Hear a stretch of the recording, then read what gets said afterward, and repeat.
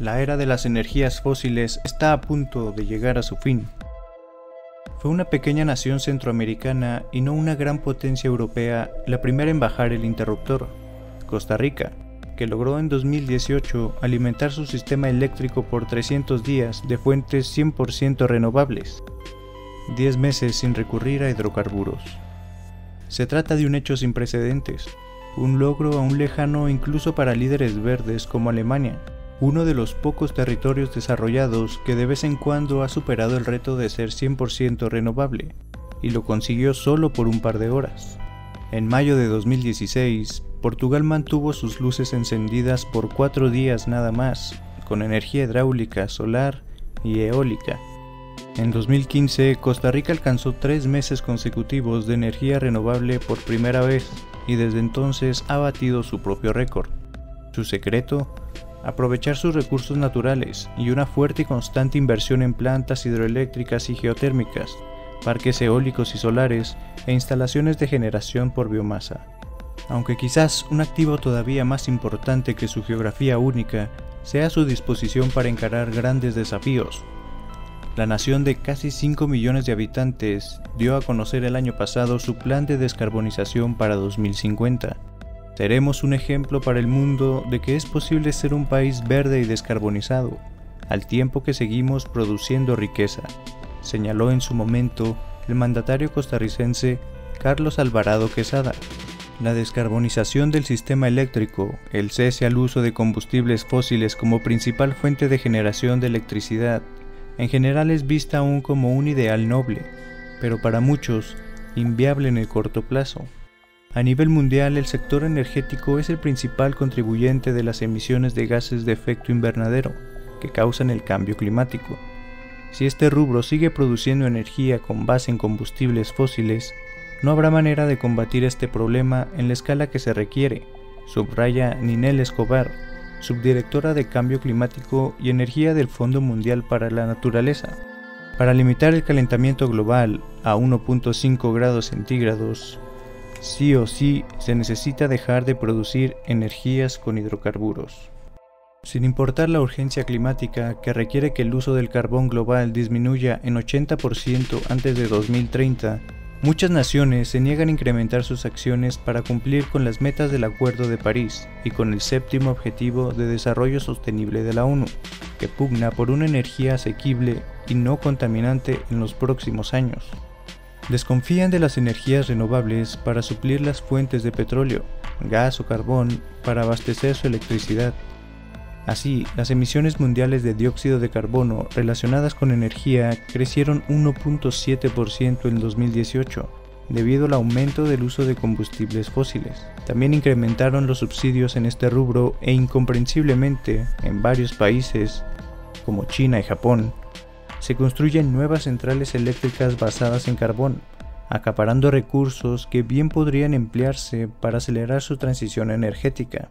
Más allá de los impactos medioambientales, los especialistas advierten que seguir invirtiendo en energías fósiles es una mala apuesta económica, no solo por la actual crisis provocadas por la pandemia que ha desplomado los precios del petróleo y del gas, sino porque incluso en medio de la emergencia, y tal vez más importante aún, en la etapa pospandémica, las energías renovables representan la fuente más barata de producir electricidad en la mayoría de los países, y en algunos casos incluso superan al carbón, el petróleo y el gas, según indica la Agencia Internacional de Energías Renovables, o IRENA por sus siglas.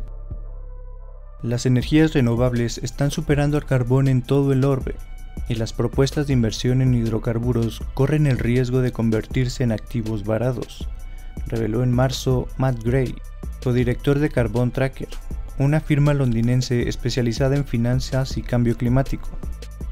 El mercado está impulsando la transición energética hacia una economía baja en carbono. No obstante, los gobiernos no están escuchando. Quizás sea hora de hablar más fuerte.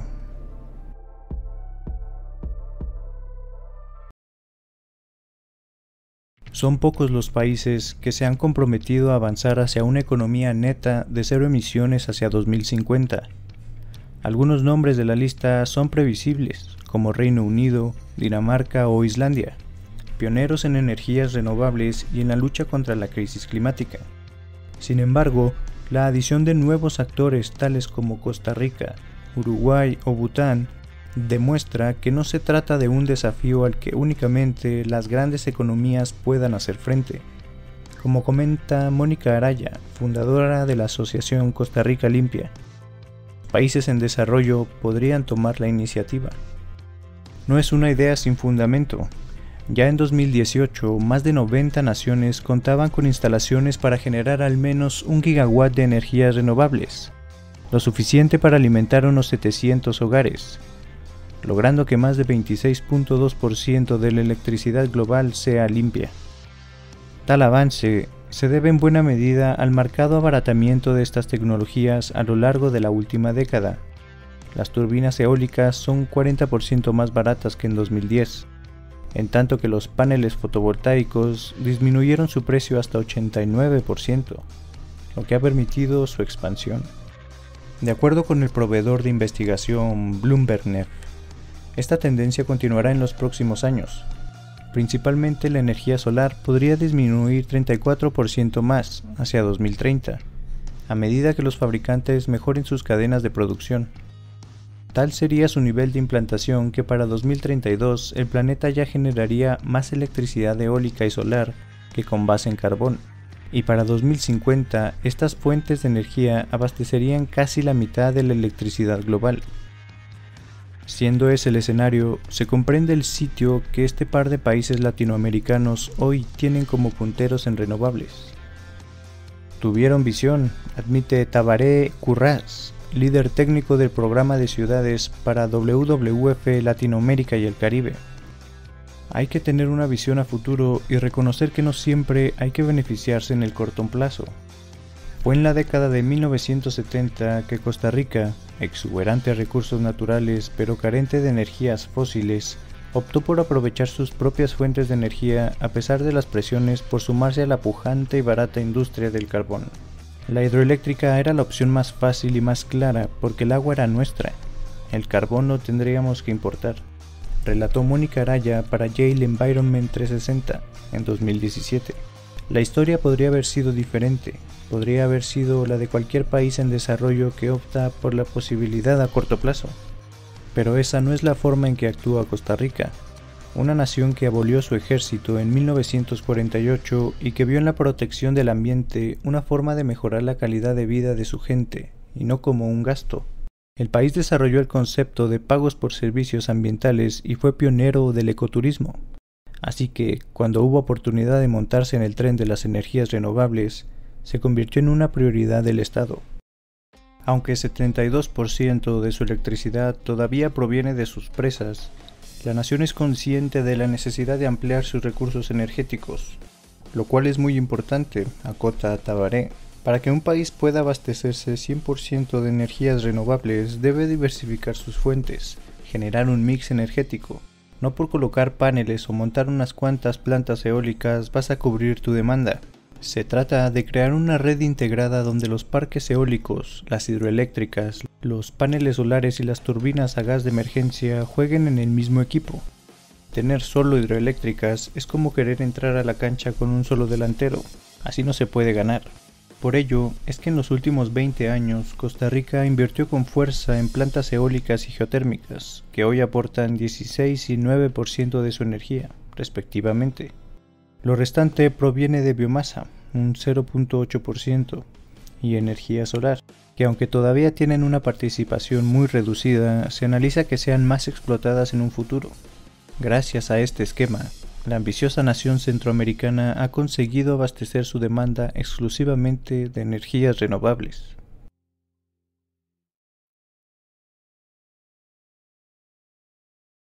Otro caso notable es Uruguay, el segundo país más pequeño de Sudamérica.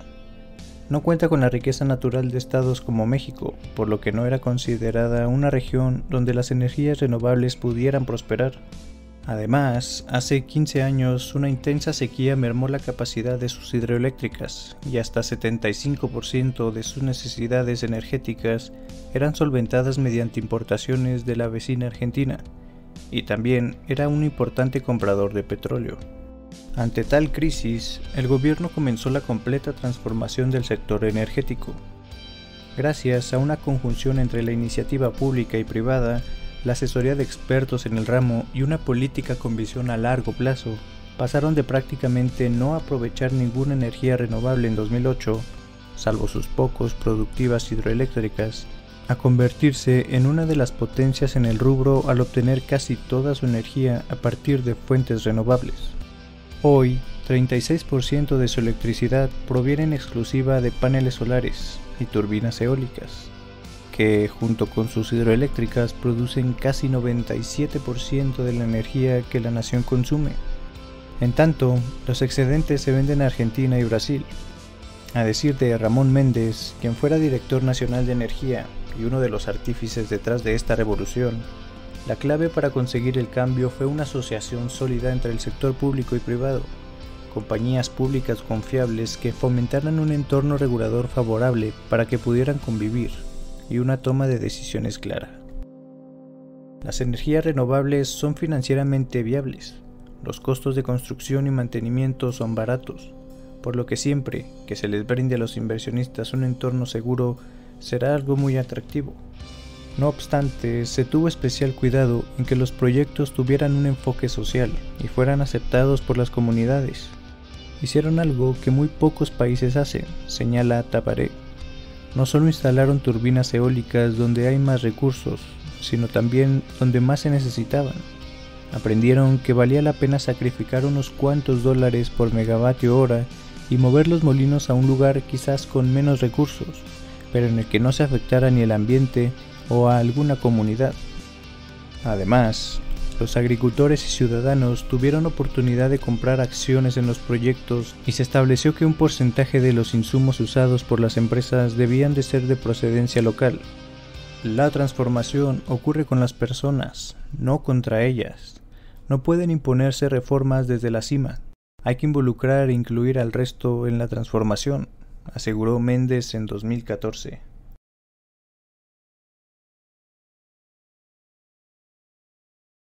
No es lo mismo ser renovable que sustentable. Las fuentes renovables pueden aportar grandes beneficios al ofrecer energía libre de hidrocarburos a bajos precios, pero para ello deben cuidar ser sustentables.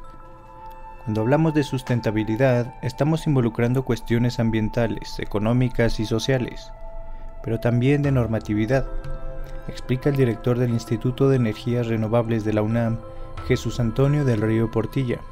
Por ejemplo, si para instalar una planta fotovoltaica se utilizan tierras de cultivo de una comunidad o se invade el ecosistema de alguna especie, el objetivo de sustentabilidad se borra. Entonces, ¿cuál es la mejor forma de ingresar a las energías renovables? Para Del Río, depende de la región. Quizás una instalación fotovoltaica en el desierto parece buena para las personas, pero podría afectar el ecosistema. Sin embargo, si instala los paneles en los techos de las casas, departamentos o escuelas, es decir, espacios ya impactados, podría ser una mejor alternativa. Puede que se pierda un poco de generación eléctrica, pero a la larga será más beneficioso. No es un problema trivial, pues en cada proyecto deben valorarse estos aspectos y elegir la solución que más convenga de acuerdo al caso. Debe ajustar como un guante.